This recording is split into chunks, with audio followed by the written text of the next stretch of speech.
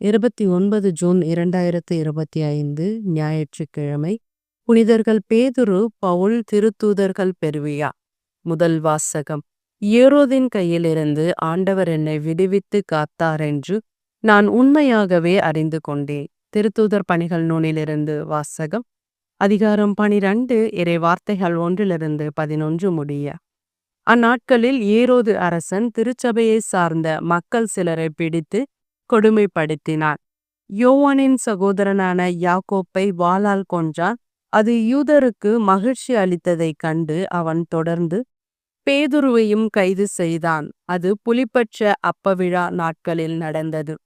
அவரை பிடித்து சிறையில் அடைத்து காவல் செய்யுமாறு 4 படைவீரர்கள் கொண்ட 4 குழுக்களிடம் அவன் ஒப்புவித்தான். பாஸ்கா விழாவுக்கு பின் மக்கள் முன்பாக அவரது வழக்கை விசாரிக்கலாம் என விரும்பினார். பேதுரு இவ்வாறு சிறையில் காவலில் வைக்கப்பட்டிருந்த பொழுது திருச்சபை அவருக்காக கடவுளிடம் உருக்கமாக வேண்டியது.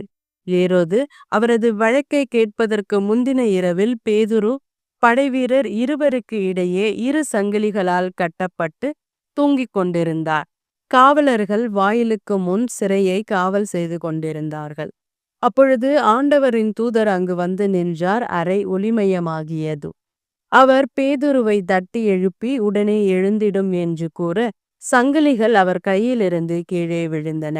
வானதூதர் அவரிடம் இடைக்கட்சியை கட்டி மிதியடிகளை போட்டுக்கொள்ளும் என்றார்.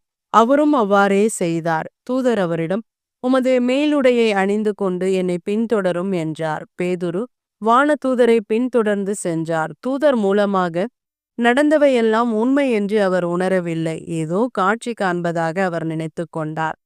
அவர்கள் 1ஆம் காவல் நிலையையும் 2ஆம் காவல் நிலையையும் கடந்து நகருக்கு செல்லும் இரும்பு வாயில் அருகே வந்த பொழுது அது அவர்களுக்கு தானாகவே திறந்தது. அவர்கள் வெளியே வந்து ஒரு சந்து வழியாக சென்றார்கள். உடனே வானதூதர்கள் அவரை விட்டு அகன்றார். பேதுரு தன்னுணர்வு பெற்ற பொழுது ஆண்டவர் தம் வானதூதரை அனுப்பி ஏரோதின் கையிலிருந்து என்னை விடுவித்து யூத மக்கள் எதிர்பார்த்த எதுவும் நிகழாதவாறு என்னை காத்தார் என்று நான் உண்மையாகவே அறிந்து கொண்டேன் என்றார். ஆண்டவரின் அருள்வாக்கு. இறைவா உமக்கு நன்றி. 2ஆம் வாசகம். இனி எனக்கென வைக்கப்பட்டிருப்பது நேரிய வாழ்வுக்கான வெற்றி வாகையே. திருத்தூதர் பவுல் திமோத்தேக்கு எழுதிய 2ஆம் திருமுகத்திலிருந்து வாசகம். அன்பிற்குரியவரே, நான் இப்பொழுது என்னை பலியாக படைக்கிறேன். நான் பிரிந்து செல்ல வேண்டிய நேரம் வந்துவிட்டது. நான் நல்லதொரு போராட்டத்தில் ஈடுபட்டேன். என் ஓட்டத்தை முடித்து விட்டேன். விசுவாசத்தை காத்து கொண்டேன். இனி எனக்கென வைக்கப்பட்டிருப்பது நேரிய வாழ்வுக்கான வெற்றி வாகையே. அதை இறுதி நாளில் ஆண்டவர் எனக்கு தருவார்.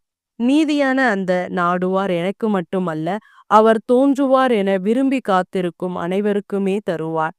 நான் அறிவித்த செய்தி நிறைவுற்று அனைத்து நாட்டவரும் அதனை கேட்க வேண்டும் என்று ஆண்டவர் என் பக்கம் நின்று எனக்கு வலுவூட்டினார். சிங்கத்தின் வாயிலிருந்தும் என்னை விடுவித்தார். தீங்கு அனைத்திலிருந்தும் அவர் என்னை விடுவித்து தம் விண்ணரசில் சேர்த்து எனக்கு மீட்பு அளிப்பார். அவருக்கே என்றென்றும் மாட்சி உரித்தாகுக. ஆமென். நற்செய்தி வாசகம். உன் பெயர் பேதுரு, விண்ணரசின் திறவுகோலை நான் உன்னிடம் தருவேன். மத்தேயு எழுதிய தூய நற்செய்தியிலிருந்து வாசகம். அதிகாரம் 16, இறை வார்த்தைகள் 13-19 முடிய. அக்காலத்தில் இயேசு பிலிப்பி செசரியா பகுதிக்கு சென்றார். அவர் தம் சீடரை நோக்கி, மானிட மகன் யார் என்று மக்கள் சொல்லுகிறார்கள் என்று கேட்டார். அதற்கு அவர்கள், சிலர் திருமுழுக்கு யோவான் என்னவும், வேறு சிலர் எலியா எனவும், மற்றும் சிலர் எரோமியா அல்லது பிற இறைவாக்கினருள் ஒருவர் என்றும் சொல்லுகின்றார் என்றார்கள். ஆனால் நீங்கள் நான் யார் என சொல்லுகின்றீர்கள் என்று கேட்டார். சீமோன் பேதுரு மறுமொழியாக, நீர் மெசியா, வாழும் கடவுளின் மகன் என்று உரைத்தார். அதற்கு இயேசு, யோனோவின் மகனான சீமோனே, நீ பேறு பெற்றவன். ஏனெனில் எந்த மனிதரும் இதை உனக்கு வெளிப்படுத்தவில்லை, மாறாக விண்ணகத்தில் உள்ள என் தந்தையே வெளிப்படுத்தியுள்ளார். எனவே நான் உனக்கு கூறுகிறேன், உன் பெயர் பேதுரு. இந்த பாறையின் மேல் என் திருச்சபையை கட்டுவேன். பாதாளத்தின் வாயில்கள் அதன் மேல் வெற்றி கொள்ளா.